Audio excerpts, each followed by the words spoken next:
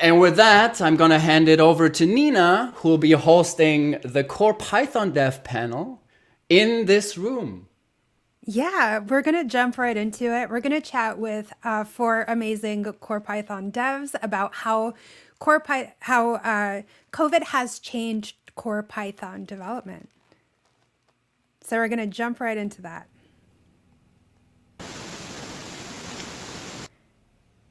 Welcome, folks. So with me, I have Carol, Brett, Marietta, and Guido, and I'm just going to go turn by turn and let them introduce themselves. I would love to ask you how long you've been a Core Python developer and what feature you've been working on most recently. So I'm going to start with Carol. Welcome, Carol. Oh my goodness. I don't know how long I've been a core developer. It was after Marietta, several years now. So I primarily work on documentation, things like async IO, and also the steering council, and just really happy to be here today at my favorite regional conference. And thank you, virtual round of applause for all the organizers and folks that have been involved. So thank you. Well, thanks for being here. Next up, we have Brett. Yeah, so I have been a core developer for over 17 years. It'll be 18 years on April 18th, technically. Wow. Yeah, I know, right? I feel like I'm the Barry of this meeting. The one You'll person have to who is explain. not as long as Guido. You'll have And in to terms of explain what I've that been, reference. yeah, it's a little esoteric. Shows you how long I've been on this team now. I can make esoteric jokes. In terms of what I've been working on, actually, I just submitted a PR yesterday to fix augmented power assignments because I found a bug due to a blog post I did the other day where we weren't doing the right thing when you did star star equals. So that was actually the latest thing. After that, it's been a lot of packaging stuff for me lately. Yeah. Awesome. Marietta. Hi, yeah, I've been a core developer since 2017. I don't know how many years is that. I've been focused on the core workflow. I built GitHub bots for everybody to use. And the feature that I've been working on recently is not a feature, just a thing. I've been busy running the Python Language Summit again, and as well I did I co-organized the first ever virtual core Python sprint just a few months ago. That's And fantastic. I'm busy with the upcoming language summit now. We're definitely going to be talking about that today, and I've gotten some great feedback that you've done a great job with that. So congratulations. Next up, Guido, how long have you been a core Python developer? Uh-oh. Looks like Guido has an audio problem. Oh no, Guido is a robot. No, we can't hear you. Let's put Guido maybe on mute and then ping one of our lovely AV techs to troubleshoot our problem.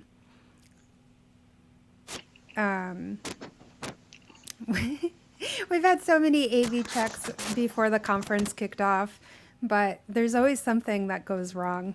Hey, Guido, just try to unplugging and plugging it back in. It sounds like it's got its bits back to front or something because you're getting gated white noise. So, all right, we'll try that again. Plugged it and replugged Hey, it. we're good.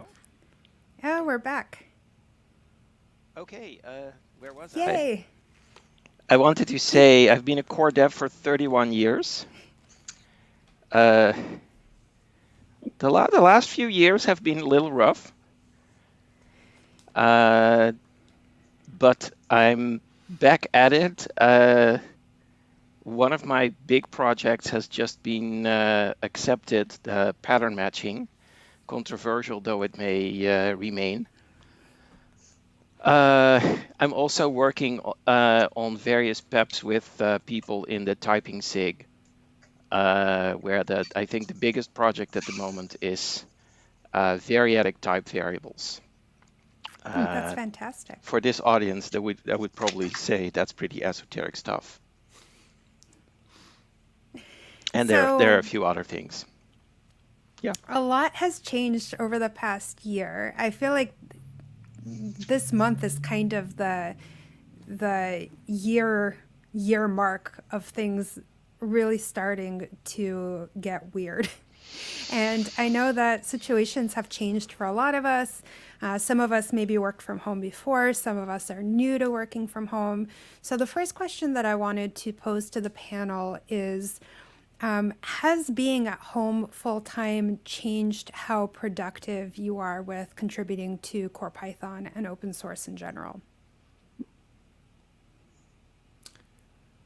I think it depends on the time of year for me personally. So I will fully admit, for instance, when lockdown started back in spring and summer, when going out in the evening for walks here in Vancouver was a lot easier. I actually was less productive because my partner Andrea and I would go out almost every night, drive somewhere, and then go for long walks. So basically, I'd end work, go have dinner, and then we'd go out walking until almost bedtime.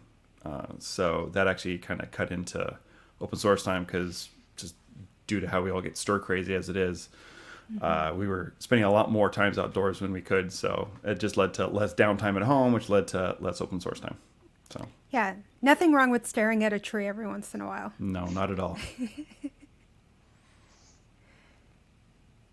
Yeah, it's the same for me. I was already working from home even before the pandemic, but as the quarantine started, I have two kids who didn't go to school for a while, so I tried to spend more time with them, definitely during COVID, and that actually reduced my availability to volunteer. So I know I personally I was less productive last year. Yeah. Yeah, and I will say I was definitely less productive than prior years. Not unlike many folks, COVID personally hit me in terms of, depression and the ability not to do what I was able to do in the past. And I have to really thank the Python community for being so supportive, checking in on me, making sure things were great. It is very humbling, and I'm very happy to say that I'm now in a much happier place. And so I'm looking for more good stuff this year.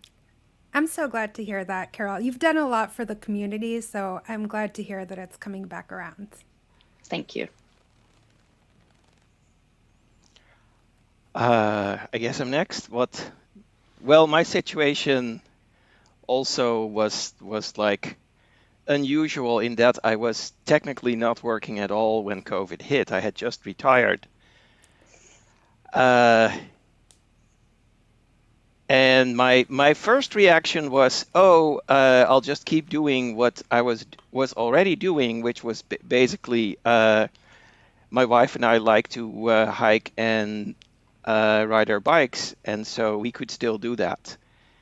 And then the local government here decided that most regional parks were also off limits, and you couldn't travel further than 10 miles from home technically. And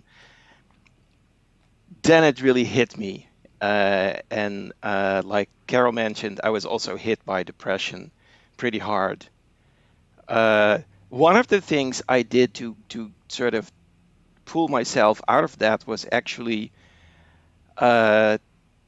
spend more time online finding Python projects to work on. I think I wouldn't have started the pattern matching idea if it hadn't been for COVID. On the other hand, at some point, the pattern matching idea was worked out, and as people might know, the review period was unpleasant and stretched out forever. And I got more and more frustrated with the limitation of what I could do in my retirement. I mean, I had seen every park in the Bay Area several times by then. We couldn't travel. We couldn't get together with friends. We couldn't go out for dinner, or at least there were limited options. So my crazy idea was to go out of retirement and apply for a job, and here I am. And Brett and Nina are now my coworkers. I can now ping Guido on Teams. which is great. Yeah, I spent a lot of last spring being very depressed as well, and I am really glad to hear both of you bring that up because I think sharing mental health struggles is really important. You know, a lot of people are going through depression and anxiety and loneliness, and I think it's important to talk about in the open so that folks know that they're not alone and these feelings are normal. I'm not quite sure what brought me out of it, but I think for the first 2 months I didn't really go outside very much at all. Maybe just walks around the neighborhood because it was hard to figure out how this was transmissible, and there were all these videos about bleaching your vegetables and it's like really freaked me out for a while until we got kind of more data and more evidence about what this was and what this wasn't, and I started feeling a little bit more comfortable being out and about. But I wanted to ask, so every year the Core Python devs in the before times would get together a few times a year to collaborate on projects in person. And I know that those periods of time were really productive for a lot of folks because, a lot of you are spread between different countries, different time zones, and that was your opportunity to get together and really kind of put your heads together in person. Now with COVID, can you tell me a little bit about how that has changed and what you've been doing to try to recreate that virtually? Yeah, so when COVID started back in April or March, at that time we were just about to start the Python Language Summit at PyCon. And for a while we thought, okay, maybe this will not go that bad. We could still go do this in person. But when PyCon announced the cancellation event, myself and Lucas, who were organizing it, we decided at last minute. They said, at first actually Lucas was saying maybe we should cancel this whole thing, but I had experience. I was working remotely. I have seen how my company did remote work, remote sprint, and I thought, I think we can do this. So at the last, final moment, we decided, okay, let's figure out how we can do a virtual Python language summit. So we planned that in a short time. So we had to do it virtually over Zoom. Because it was our first time ever, we tried to keep it small and did not make such a big fuss of it. We just invited who were already attending in person. Like we just asked them instead of reopening the submission and asking everybody else. So it went really well, and that's why we are doing it again. And that was also the reason we were more, how do I say it, more confident about running the virtual summit, the virtual sprint in October, which I helped as well, myself and Kyle and Eva. The three of us worked on that. Although it was great that we have those events, it's definitely not the same as an in-person event. And I know I have some stats. Even for the virtual summit, the virtual sprint in October, the number of PRs we made, the number of PRs merged, was not comparable to when we had the in-person sprint. The productivity in the virtual event was definitely not as great. Yeah. Yeah, I can attest to that. My own feelings were that as virtual events go, that October sprint was the best one I've attended. And I really tried to attend the whole week, but just being there all by my lonesome self in my little home office with the family traipsing around in the hallway, and uh, it's hard to stay sort of really engaged the whole time. And many discussions were on like Discord just typing away, which I'm slow and poor typist, so that wasn't really uh, uh, well, it just feels different. Different people suddenly get to dominate the room because they can type faster, or maybe because they think faster. uh, and so that yeah, there still were lots of things, lots of positive things, but at the end of a day of uh, Zoom and or Discord interaction,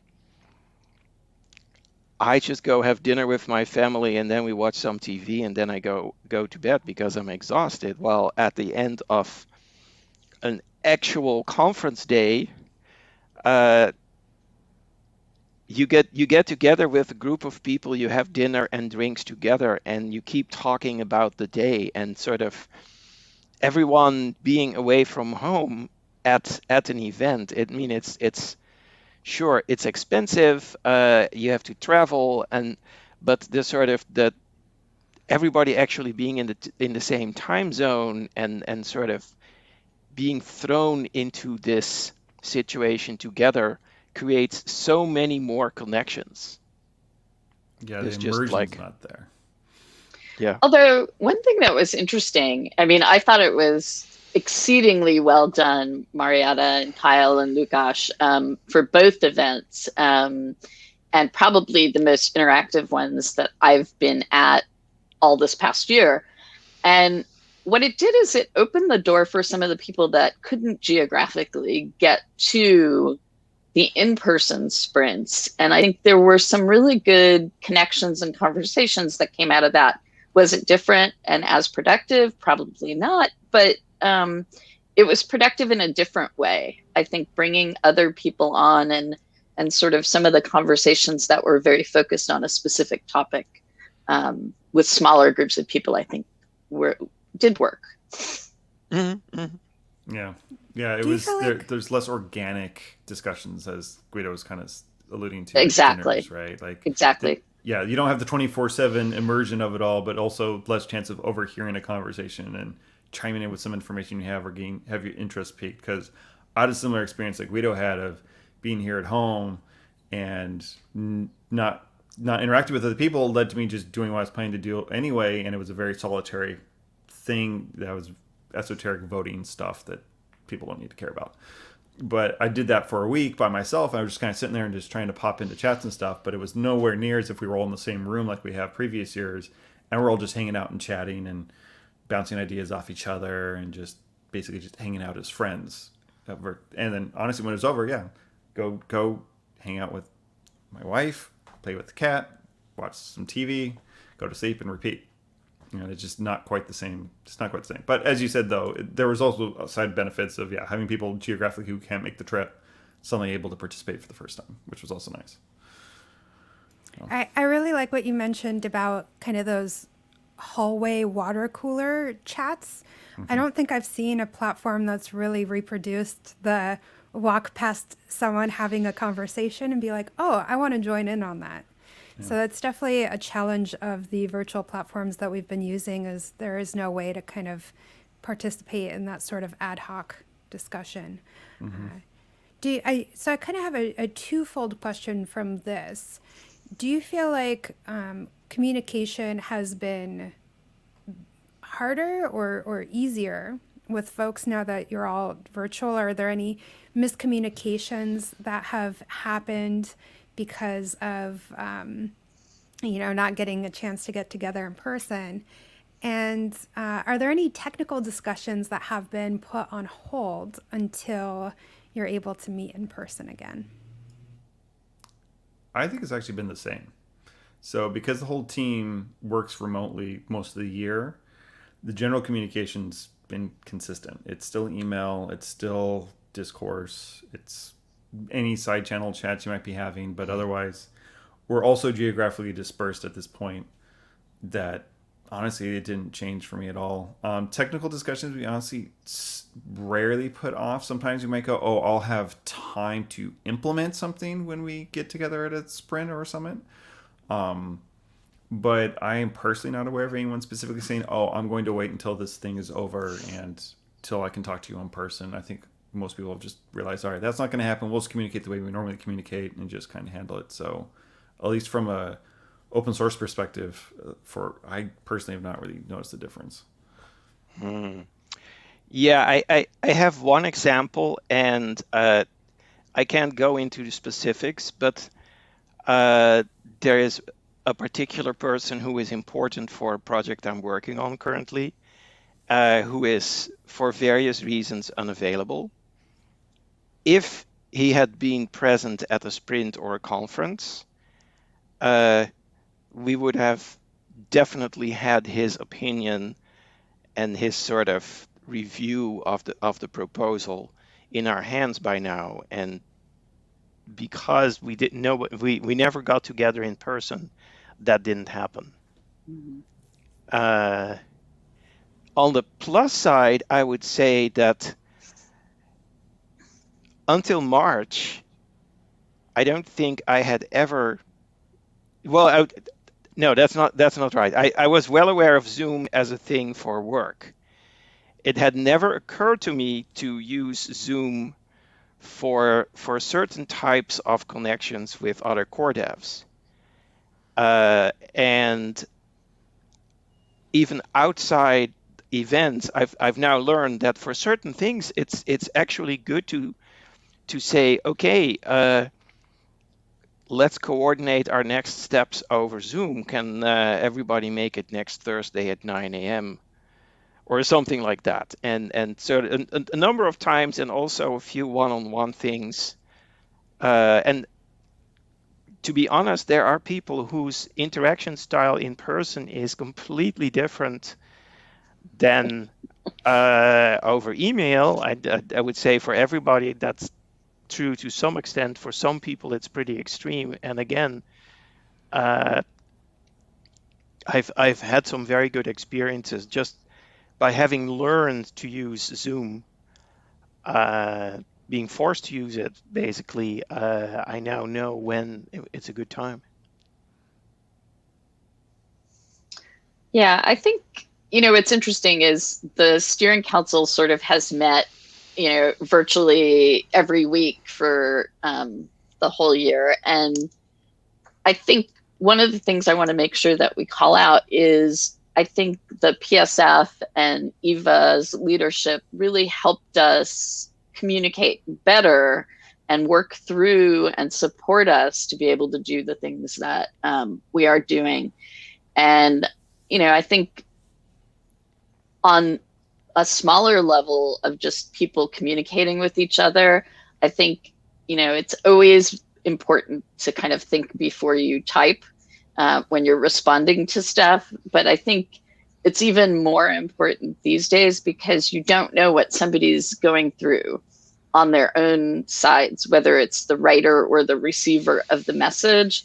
And as much as we can keep it to technical issues and not escalate conversations unnecessarily, we'll be better off. Yeah, that's a good point. I have learned to try to develop a lot more empathy to folks and their situations and what they're going through.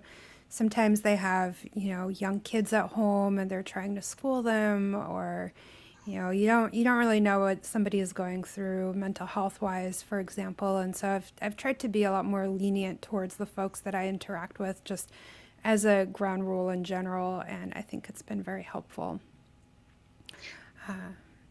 There's a question I wanted to ask. I don't know if any of you are involved in this particular initiative, but if you are, I would love to learn more.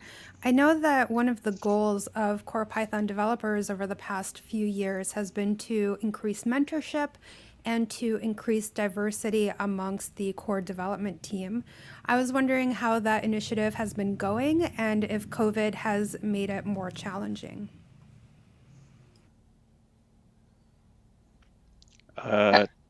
I would say at the moment I am mentoring maybe 1.5 people. One of them being a woman and one of them being, I believe, from Southeast Asia.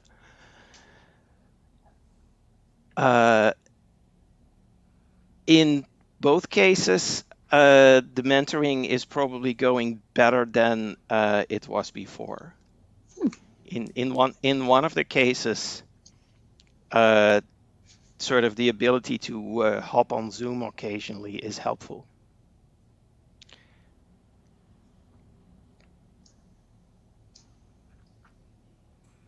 So actually during the sprint, the virtual sprint, we had a session about this, about increasing diversity as well as just overall making contributing easier by providing mentorship.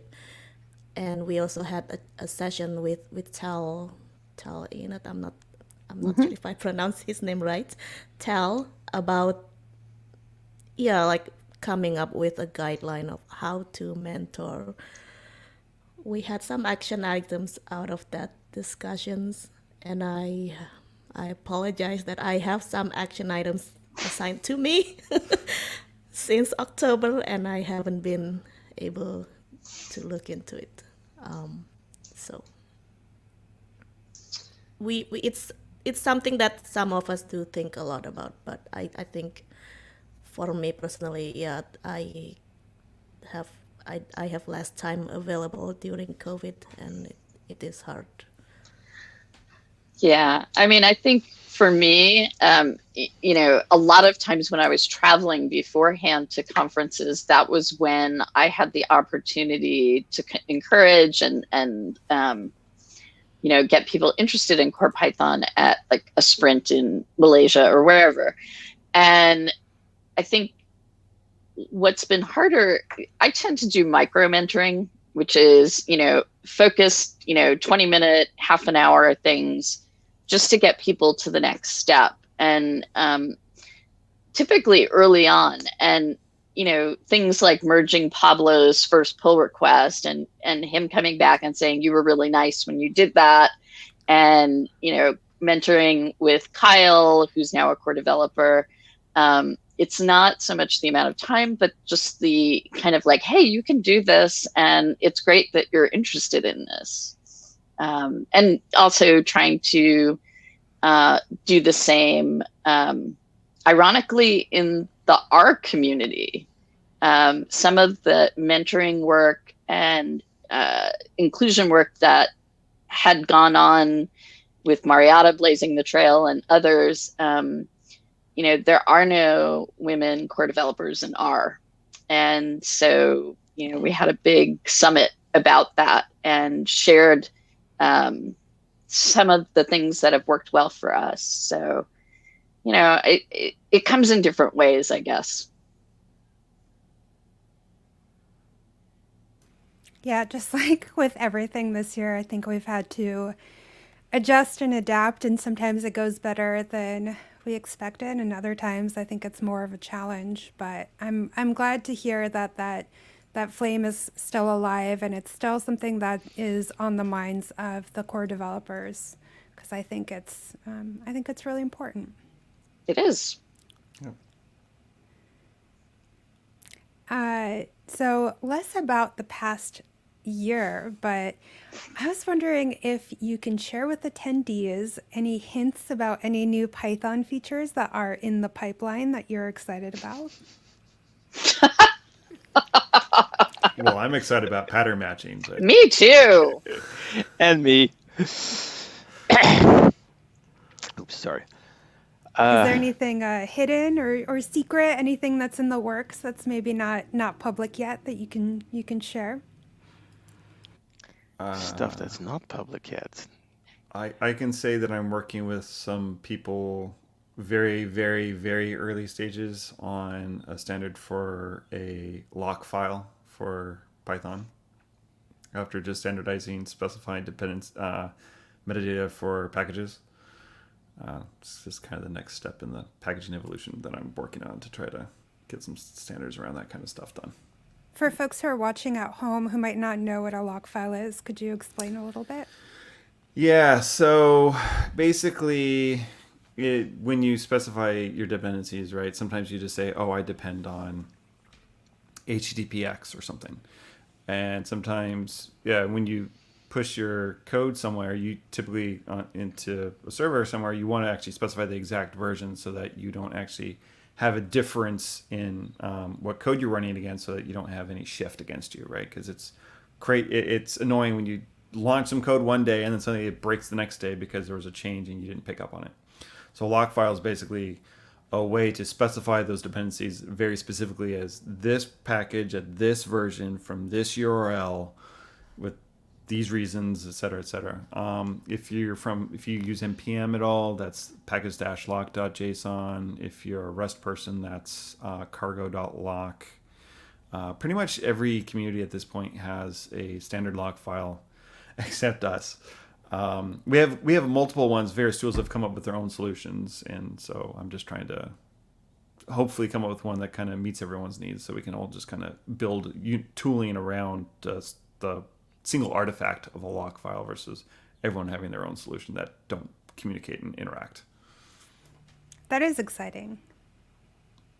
Yeah, I mean, one thing that is coming up, I mean, I don't know that it's new, but it's definitely exciting, is Marietta had blazed a trail with moving things to GitHub. And a few years ago, we moved the pull requests to GitHub and wound up with these wonderful bots that would backport stuff for us and label things and just make the experience much more fluid. And there's definitely work going on with moving issues over, which I think will really help build people's ability to use other tooling to see, okay, what's open, what can I work on, how we're doing. And for that, I give her a ton of credit for doing what I would have thought was impossible, but super important. Thank you. But although I haven't done anything about that, so I feel like I cannot take any credit at all. You were the visionary. You spearheaded it. Yeah, you really did. It would not have happened without you writing those peps. Oh, Yeah. thank you so much. I appreciate it. But I guess, yeah, we have a work group forum for that, though. I don't even know what's going on. Maybe Guido knows more. Yeah, a few weeks ago, I communicated with Ezio, and he sounded like he wasn't getting through to GitHub with some important questions that they needed to answer for him. And I helped unplug that by pinging a few higher up people at GitHub through internal channels. So that was really handy that I could do that now, given my new position. And last I heard, but this was still a few weeks ago, Ezio was unblocked and happily chugging along. Kind of leading into your newfound access, Guido. And a question from the audience is, Guido, are you able to tell us if there are any plans to integrate Python further into Excel?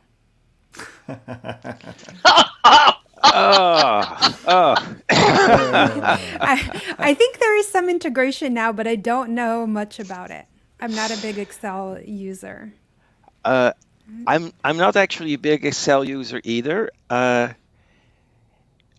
I think it's actually safe to say that the sort of the formula language will never be replaced or augmented with Python. That sort of people have looked at that seriously, including people at Microsoft, and there's just no way to do that without confusing a billion people. Where I personally see openings is various extensions that might run in the cloud, and things that run in the cloud are especially important when Excel is running on smaller mobile devices. You wouldn't want to carry a CPython interpreter plus ecosystem around on your phone, but your phone is probably connected through 5G to a cloud where Excel can run a full Python application. But that's all sort of in the idea stage, I think. But the ideas are not with me, but there are people with those ideas in the Excel team, which of course is a very large organization. Very large. Yeah, it's one of the things about working at Microsoft that's really hard to think about is I think there's a global staff of something like 150,000 people. It's like a small country or a large city, and it's hard to wrap your mind around exactly how many people work on some of these features. We have about 15 minutes left of the panel, so I'm going to ask one more question from the audience, and then we're going to start wrapping things up a little bit. So somebody had a question about mentoring. They ask, how does the mentoring work, and when do you folks think that a certain person is ready to be mentored? Wow. My personal opinion is it starts whenever you take the initiative to think that you might wish to contribute to core Python. And I think it's important to separate contributing to core Python from becoming a core developer, because it is, they're two different things. Like, there's lots of people I know in the scientific community that contribute to core Python that aren't core developers. So, at the point where you're willing to listen and practice, and it's unfortunate now that the in-person sprints aren't readily available, because I think that is a place where people get started. But, I think like having basic skills like the ability to use Git and GitHub, probably if you don't have those, you should work on other projects to build those skills, because the reality is Python's a very large code base, and trying to understand a small sliver of it versus all of it is a huge task. And I think one of the hardest challenges is finding that first issue to work on.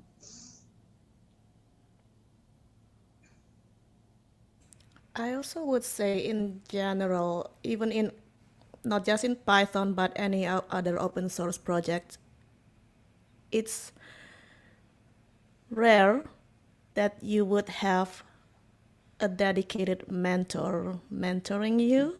It's I know I'm one of the luckiest people in this whole world to have like someone like Guido van Rossum mentoring me, but I know it's luck. Mentorships really it's you as the mentee, you are the one in charge. Like you are the one who has to seek help. You can start your journey into contributing to Python without waiting for somebody to be there. You can start asking questions. We do have the core mentorship mailing list, which is private, with a code of conduct, the PSF's code conduct in place. You can safely ask questions there. It's your own journey. Like we don't know what kind of help you need or what even is your interest in Python. Like, for example, I don't I wasn't too interested in a lot of things in Python, but I was interested just in the core workflow area. And I know there will be others who will be able to help you with other topics. And we can't help you unless you come out and say, I'm interested in this. I have looked into the code base, or I have, specific questions. So my suggestion is really like, don't be fixated on finding a mentor. Just you can start the journey and start contributing. I think that's a really great point. And I did want to call out that tomorrow PyCascades is running mentored sprints from 9 a.m. to 12:30 p.m. So if anybody is interested in contributing to open source, that's a great place to show up. And then my ask for the core Python devs, I know that you are joining me on this panel today. But if there's anybody else that you think would be interested in leading a very short core Python sprint tomorrow morning, please have them reach out to me and I would be happy to get them set up. I know that this is more challenging on the weekends when it's kind of our time where we do want to go outside and stare at trees, but I'm just throwing it out there as a possibility. I do want to ask all of you, we've touched on this topic a little bit already, but besides for joining us for PyCascades, what else are you doing to stay connected with the Python community remotely?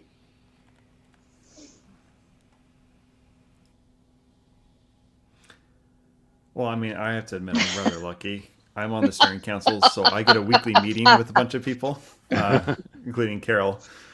So I have a weekly touch point, which helps where I get to basically hang out with friends for an hour, which is nice. I do check Discourse and Twitter in my mailing lists every single day, at least once.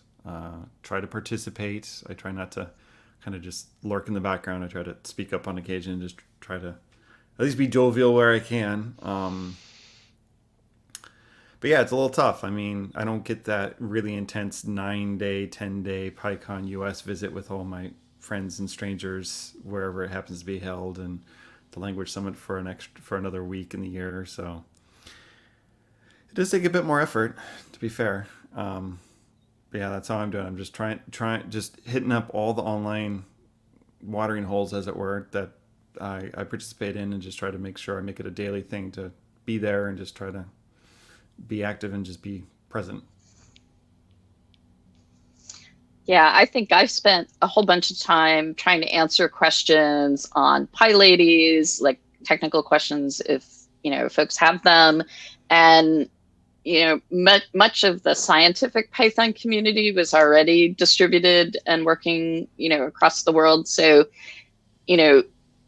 being connected to that, it was part of the meetings. It's not the same as being in person with any of the folks. PyCascades is absolutely my favorite regional conference because of the people that are involved in it and just how community is fostered. And so I am mentoring some other people, like learning Python and trying to bring in Python folks when I'm doing talks about actually teaching and education. We did one on processing for a conference on play with Amanda Kasari. So, trying to muddle through, I guess. Yeah, I'm sort of kind of in the same boat as Brett. I miss the in-person connections, but I'm hitting up all the online spots, and in my case, that's like the bug tracker, GitHub pull requests, couple mailing lists, Python ideas, still going strong, although my mute button is very active sometimes. Python dev, the typing sig, where I'm sort of, I don't know, mentoring, shepherding, guiding a variety of people who have good proposals for improvements for Python static type system. That's how I stay involved. Yeah, similar thing for me. In addition to continuing reading the mailing list and Discord and organizing events, I'm still in the PyLadies community, PyLadies Slack. I'm still actively involved there, and I also continued speaking at conferences virtually, although I didn't like it at first. Before pandemic, I avoided doing online talks, but now I do it. I give talks to conferences. I'm going to talk to Peninsula actually next week, also virtually. That's one of the way I remain connected. Just it's also exciting and still being able to connect with people in different countries and not having to travel. Yeah. I miss the travel. I miss the travel definitely, but I it's great that I don't have to be separated from my family for like once a week every month, you know, like I used to lose like 2 weekends every month. That's a lot. Like the year before, and this Yeah, past year same here. was better. So it's a balance. I miss the people, not the airplanes. Yeah, I was gonna, Yeah. I was gonna Admittedly, say I I'm miss also being there, not getting there. exactly, Right. Yes. Yes. Yes. and I'm Very very good tall, sign. so airplanes are not my friend. That's right. How tall are you? I would guess about 6'5". So I'm 198 centimeters or 6'6", Oh depending on your wow. preferred measurement. I just know that I'm very short, and we're in a lot of meetings together virtually. And I think the first time I met you in person, I was just like, oh hi, Yeah, it happens because a you kind lot. of Or build an even honestly, idea. people I've known for years forget because I only see them at PyCon US in person, and then Yeah. I'm like, oh yeah, I forget how tall you are. Yeah. Yeah. You kind of build this mental model of, somebody when you interact with them online, and then you meet them in person, and that all falls down. Yeah, exactly. Suddenly everything that's below the camera level suddenly comes into play, and so I'm like, oh yeah, I've got Yeah. long legs. You just don't see them. I'm very short, so I got the opposite problem. I think you're taller than I am. Am I? I don't know. I'm 5'2". I just a pinch, just a hair taller. It's okay though. I have a Napoleon complex. I'm like one of those little dogs that doesn't know how small they are. So I forget that I'm very short, I imagine myself to be taller than I actually am. So we have about 4 minutes left to wrap up our panel. I just want to go around and ask if there's anything that you would like to share with the attendees watching at home. Any last thoughts? Thank you for being here. Thank you, Nina, and the organizers. I will reiterate Carol's multiple shout outs to how wonderful this conference is. It's one of my favorites, I've said this for years. The welcoming community that this conference has fostered is fantastic, and honestly, even as a speaker, it's been wonderfully well run, and I've always enjoyed being both an attendee and a speaker here. So thank you for past and present and future organizers. Thank you for everyone for being here, just being part of this wonderful community, and just thanks for everyone for just trying to make it as opening and welcoming as it has always been and will continue to be, and just making this a wonderful place to be. Thanks, Brett. I have nothing to add. That was very, very touching.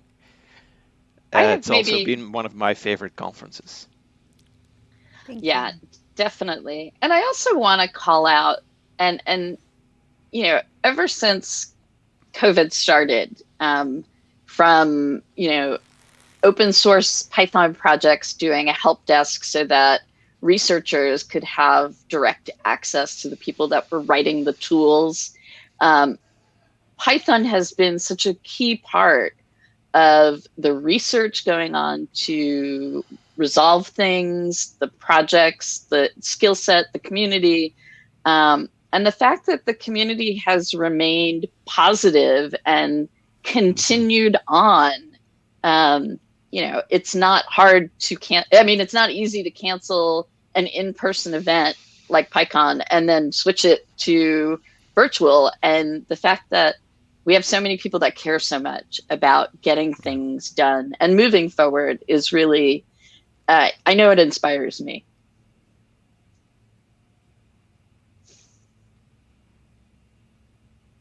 Yeah, I just want to echo that, and I will quote Brett for here for the language, came for the language, but staying for the community and the Python community. I'm so thankful for all of you. I always got asked a lot about how is Python better than other community, and I don't know. I'm staying at Python community because you all, So thank you. Well, I just wanted to thank you all for taking the time to be here, especially on a weekend. I know some of you had to wake up earlier than you might normally, which I apologize for. But this is really a fantastic and lovely panel. It was great catching up with each and every one of you and just hearing about how you've been doing over the past year and what the core Python developers have been up to and what your plans are for the future. And I really appreciate hearing all of your lovely thoughts about PyCascades. It is definitely a community effort. It's one that Marietta was a part of for a long time. And I just wanted to take a moment to thank our team because there is a staff of volunteers who have been spending dozens of hours putting this event together and making sure that everybody is in the right place at the right time and everything is working. We have a staff of day of volunteers and a staff of code of conduct volunteers, and without them, none of this would be happening. So thank you, Core Python devs, and thank you to all the volunteers.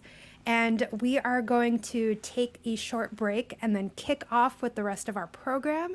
We have an interactive track where we'll have more panels and demos, and then a pre-recorded track where you can catch some more traditional technical talks that we'll have the speakers there in Venulus hanging out to answer questions while their presentation plays. And Core Python devs, if you would like to optionally join us on Venulus for a few minutes after your talk, we would love to have you. And that is where you can chat with attendees and maybe stop by the sponsor booths if you would like. So we'll see you there. Sure thing. Thanks, Nina. Can I interrupt for a second to Yes. thank Nina? You've been a wonderful host. You've been a great organizer.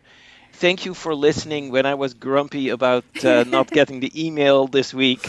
But no, you've really sort of your presence, your moderation of this panel has made a great difference, and it's been a wonderful conversation, and I feel very at home here. All thanks to you. Oh, thank you so much. You all are just the best panelists that one can have because I ask a question and everyone neatly takes their turn and nobody talks over each other. And I mean, you all made my job easy. So thank you so much again for being here. This was fantastic. And we'll see y'all soon. Bye. Bye.